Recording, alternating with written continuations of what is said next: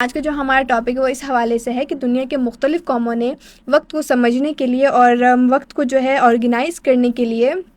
Different तरीके जो है निकाल लिए हैं। डिफरेंट तरीक़ों से जो है वो अपने कैलेंडर सिस्टम को उन्होंने ऑर्गेनाइज़ किया हुआ है, बनाया हुआ है, जिससे जो है वो अपना कैलेंडर सिस्टम या वो जिस तरह से उनके त्यौहार वगैरह होते हैं, उनके जिस तरह से फेस्टिवल्स वगैरह होते हैं, वो उस तरह से उस कैलेंडर के थ्रू जो है अपना सारा टाइम देखते हैं, या जिस तरह से उन्होंने ऑर्गेनाइज़ किया होता है। तो सबसे पहले बात ये आ जाती है कि भाई हम सब रोज़ अपना वक्त, अपना जो है अपनी तारीख़ देखते रहते हैं, लेकिन कभी हमने ये सोचा है या कभी हम ये चीज़ सोचते हैं कि दुनिया के मुख्तलिफ़ लोगों और तहज़ीबों ने अपना वक्त किस तरह से ऑर्गेनाइज़ किया है। तो आज का जो हमारा टॉपिक है उस पे हम यही डिस्कस करने वाले हैं कि आपने ये चीज़ भी नोट की होगी, इसमें जो इंटरेस्टिंग पार्ट है वो क्या है, एग्रीकल्चर। आज के दौर में हम महीने देखकर, सीजन्स देखकर हमें पता चल जाता है, हम वेदर देखते हैं और वेदर के थ्रू जो है इसी तरह से हम एग्रीकल्चर जो है अपना सिस्टम चला रहे होते हैं, एग्रीकल्चर निज़ाम हमारा चल रहा होता है। लेकिन इसमें आप ये देख लो कि भाई पुराना जो दौर हुआ करता था, पुराने दौर में ऐसा तो कुछ भी नहीं।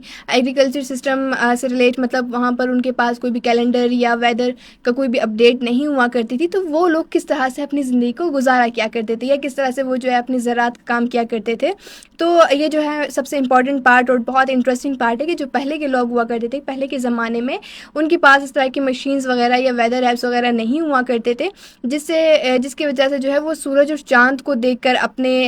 वक्त का अंदाज़ा लगाया करते थे, और उसी से उनको मालूम होता था कि भाई अब जो है बरसात का महीना आने वाला है, या अब जो है हमें बीज बोना चाहिए, या अब जो है हमें उस फसल को काटना चाहिए, और कब सर्दी आने वाली, कब गर्मी आने वाली। ये सारा जो है वो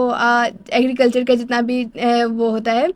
जितना भी कैलेंडर है हमारा एग्रीकल्चर का, वो जो है वो इसी तरह से पता करते थे सूरज और चाँद के मुताबिक कि कब हमें इस तरह से अपनी फसल को काटना है, किस तरह से हम जो है अपनी, अभी जो है बारिशों का टाइम आने वाला है, मानसून का होने वाला है, किस तरह से अभी विंटर सीज़न आएगा, अभी जो है कुछ टाइम बाद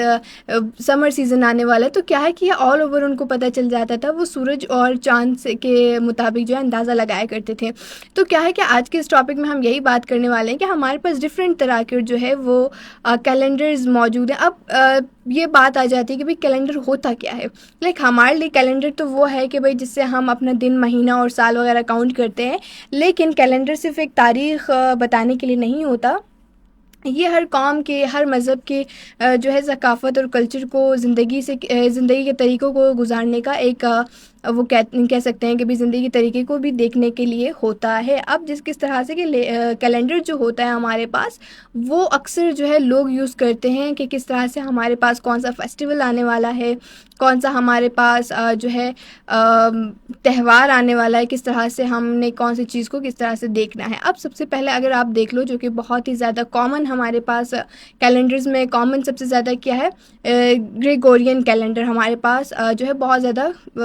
कह सकते हैं कि भाई बहुत ज़्यादा कॉमन है, क्योंकि हम हमारे नॉर्मल फ़ोन्स में भी है। आजकल आप पाकिस्तान में देख लो, जहाँ पर भी देख लो, इसका यूज़ ज़्यादा किया जाता है ग्रेगोरियन कैलेंडर का, कि इसको हम अपने फ़ोन्स में देख सकते हैं कि, और इसका ज़्यादातर हम यूज़ भी करते हैं। तो क्या है कि ये दुनिया का सबसे ज़्यादा यूज़ होने वाला कैलेंडर है। ये सूरज और सोलर सिस्टम